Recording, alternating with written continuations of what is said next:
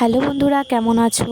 আশা করি ভালো আছো। আমরা কিন্তু বেশ ভালো আছি। আমার এক মামার বিয়ে, তাই চলে গেলাম গিফট কিনতে আমি আর মা। তো আগে আমরা কিন্তু এটিএমে চলে গিয়েছিলাম, তো তারপর চলে আসলাম গৌড় বাসনালয়, মানে গৌড় বাসনে চলে আসলাম বেথুয়া ডহরিতে।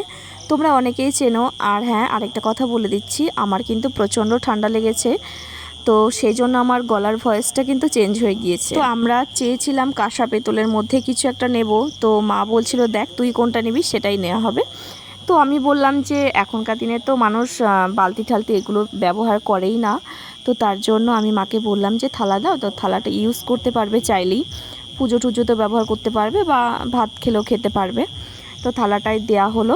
শুধু যে গিফট কেনা হচ্ছে তা কিন্তু না, মাকে নিয়ে যখন এসেছি এটা ওটা তো কেনাকাটা থাকেই। তো মা তো সচরাচর বাজারে আসতে পারে না, আমিই নিয়ে এসেছি, আর মা তো সারাদিন আমার মেয়েকে নিয়েই ব্যস্ত। তো মাকে নিয়ে চলে আসলাম ব্লাউজের দোকানে, ব্লাউজ কিনবে।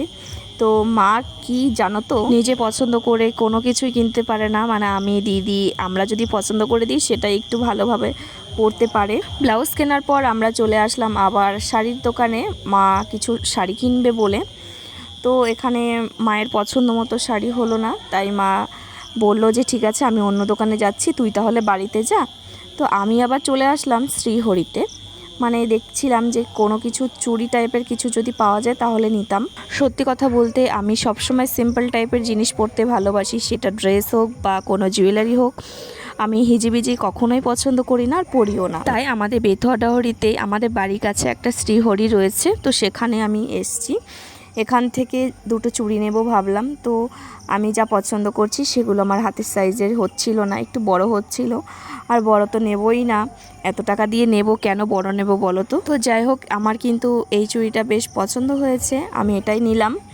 আর এটার ওয়ারেন্টি দিয়েছে 6 মাসের, আর আমার ডিসকাউন্ট দিয়ে চুড়িটার দাম পড়েছে 700 টাকার মতন। তারপর কি হয়েছে জানো তো, আমার মা এই চুড়ি দুটোর দাম শুনে এত রাগা রেগে গেছে, বলছে টাকা কি বেশি হয়েছে যে এরকম চুড়ি কিনেছিস সোনার চুড়ি থাকতে। তো যাই হোক, আমার কাছে মনে হলো যে ঠিক আছে, যদি ঠিকঠাক থাকে তো অসুবিধা নেই, তবে মায়ের কাছে প্রচুর বকা খেয়ে